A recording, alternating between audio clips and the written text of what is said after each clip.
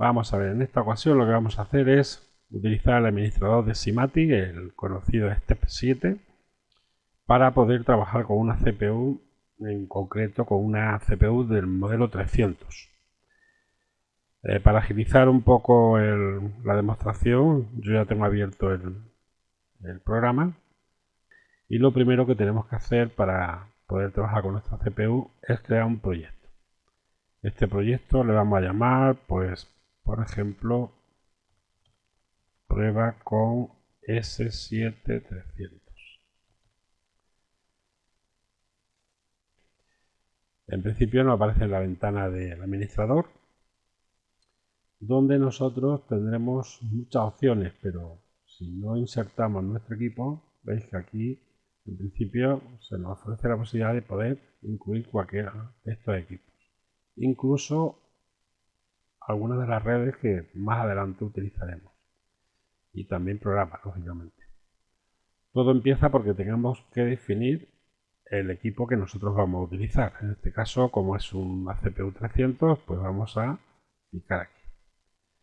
Bien, a este icono que nos aparece le podemos cambiar el nombre, pulsamos F2 y le podemos cambiar, vamos a poner CPU 314.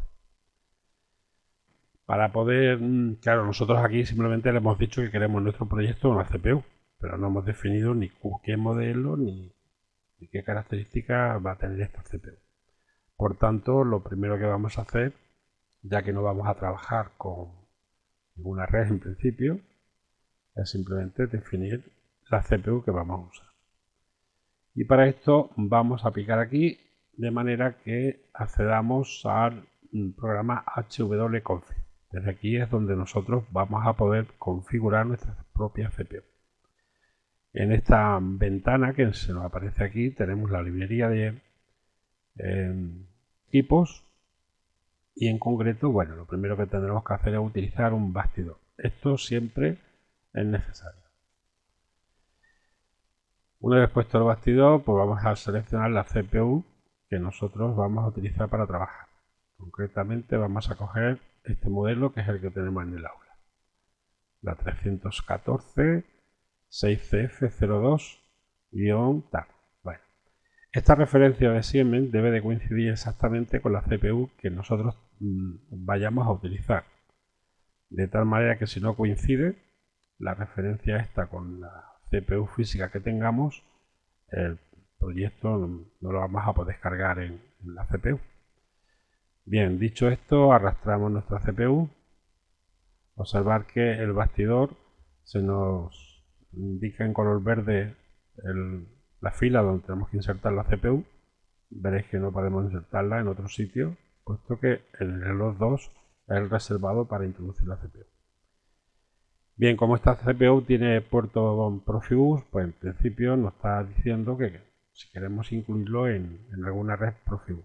Nosotros aquí no vamos a hacer nada en principio, pero en el supuesto de que fuésemos a hacer una configuración Profibus, pues lógicamente aquí había que introducir la dirección para ese tipo de red. Como digo, no vamos a utilizarla y por tanto aceptamos. Bueno, esto es una CPU de tipo compacto. ¿Qué significa? Pues que está compuesta, aparte de los puertos de comunicación, pues de entradas y salidas, tanto digitales como analógicas. Lo que tendremos que hacer en principio es configurar algunos parámetros de las entradas y salidas, como son, por ejemplo, las direcciones base. SIMATIC por defecto, las direcciones base para las entradas digitales que nos ofrece la 124. Y bueno, hay quien prefiere cambiarlas y poner pues otra, por ejemplo, la 0. Bueno, vamos a cambiárselas y vamos a poner la 0. Aceptamos. Bien, al cambiar esto, en esta tabla se nos está indicando ya directamente cuáles son las direcciones de entrada-salida de nuestras digitales de nuestra CPU. Esto mismo lo vamos a hacer con las analógicas. La que nos ofrece por defecto es la 752 y podemos cambiarlas o no. Eso ya va a gusto de cada cual. Como son entradas analógicas, habrá que configurar si las queremos de modo tensión o de modo intensidad. En principio, nosotros las podemos dejar tal cual, ¿vale? Pero que aquí es el momento de poder configurar el rango de tensión que vamos a utilizar para la entrada. Si quisiéramos de 0 a 10 voltios, pues seleccionaríamos esta opción. Si lo queremos bipolar de más o menos 10 voltios, pues esta. Ok. Bueno. Con las salidas haremos lo propio. También podemos para esta CPU configurarlas a modo tensión o intensidad. Esto lógicamente va a depender de la CPU que utilicemos. Hay algunas CPU que esto no nos lo permite. ¿Vale? Y aquí pues idéntico. No vamos a cambiar nada, lo vamos a dejar tal cual. ¿Vale? Un detalle importante es la dirección MPI. Esta CPU se programa vía MPI, vía puerto MPI, y la dirección que en principio nosotros tenemos es la dirección 2. No hay necesidad de utilizar ninguna red MPI por lo pronto, no vamos a hacer comunicaciones, simplemente lo que estamos haciendo es intentando comunicar con la CPU. Visto esto, no hay que hacer nada más, simplemente guardar y compilar para que compruebe si existe algún error. No lo hay, por tanto podemos seguir trabajando. Salimos de esta aplicación y ahora lo que nos resta es definir cuál va a ser el programa que le vamos a cargar. El programa siempre lo vamos a hacer en el bloque de organización OV1. De tal manera que al picar aquí nos permite seleccionar el tipo de programación que vamos a usar. En este caso vamos a utilizar KOP. Y esto nos va a abrir una nueva ventana, que es esta. Este es el entorno de programación que tenemos que utilizar. Aquí en esta parte izquierda tenemos todas las librerías de operaciones que podemos utilizar. Podremos utilizar todas o parte de ellas en función también de la CPU de que dispongamos. Nosotros, por ejemplo, para hacer una pequeña prueba, vamos a coger un contacto normalmente abierto y vamos a poner una línea. De tal manera que aquí le vamos a escribir la dirección de la primera entrada digital, que era la E0.0, para que nos active la A0.0, que sería la primera salida digital. Ok, bueno, pues con esto mismo ya podemos proceder, si queremos, a cargar toda la configuración y programación que hemos hecho. Esto lo podemos hacer por partes, es decir, desde aquí podríamos directamente cargar a la CPU, pero nosotros antes de todo esto vamos a hacer lo siguiente. En herramientas, dentro del proyecto, tenemos que ajustar la interfaz que vamos a utilizar para comunicar. Dependiendo del cable de comunicación que vayamos a usar, pues así habrá que seleccionar una opción u otra. Nosotros el cable que podemos utilizar en principio sería el PC Adapter para que se comunique vía MPI con la CPU y seleccionaríamos esta interfaz. ¿Vale? Vamos a ver en propiedades, dependiendo ya de si la interfaz de tipo serie o de tipo USB, pues habrá que seleccionar aquí el puerto de comunicaciones que vamos a utilizar.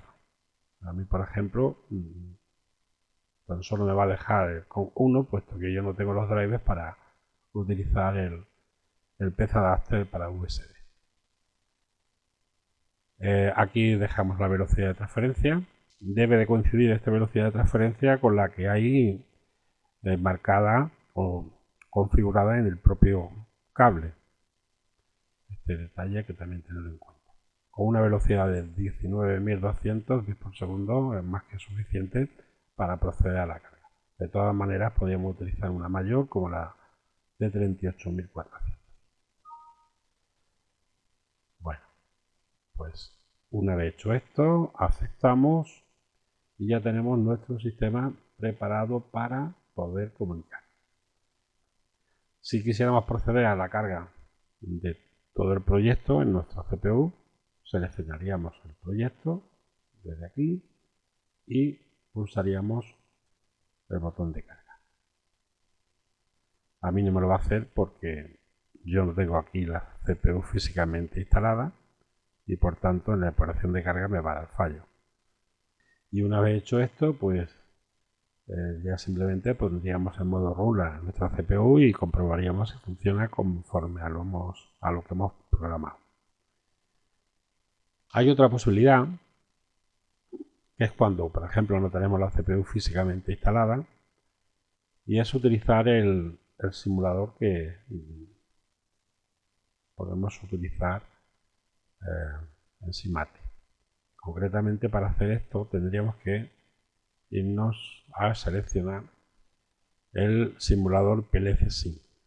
Esto es un simulador muy básico que nos ofrece el ST7 para poder hacer simulaciones y comprobar nuestro programa. De tal manera que, bueno, una vez que hemos seleccionado esta interfaz, vamos a abrir el simulador. Esto lo conseguimos hacer aquí. Lo vamos a abrir. Veis que aquí en principio se nos ofrecen todas estas pequeñas ventanas. Nosotros aquí vamos a poner aquí la dirección base 0 y aquí las salidas también. Con estos pequeñas ventanitas podemos ver cuando se activan las salidas y cuando se activan las entradas. Para hacer la simulación lo que tenemos que hacer es cargar nuestro proyecto al simulador. Y esto lo vamos a hacer aquí, en este botón. Eso sí, es importante tener presente, o sea, tener abierto el simulador, ¿vale? Para poder hacer esto. Vamos a cargar. Ya lo tenemos cargado y ahora abrimos nuevamente el simulador y lo vamos a poner en modo. Como nuestro programa consistía en que al activar la primera entrada se nos tenía que activar la primera salida digital, pues vamos a ver si esto efectivamente vemos que funciona. Bueno, pues con este pequeño simulador nosotros podemos comprobar pues si el funcionamiento del programa que hemos realizado es correcto o no. Y bueno, y esto es el fundamento principal para poder trabajar con cualquier CPU. Da igual modelo que utilicemos. Y nada más, con esto espero que haya sido de utilidad este video tutorial y hasta el próximo.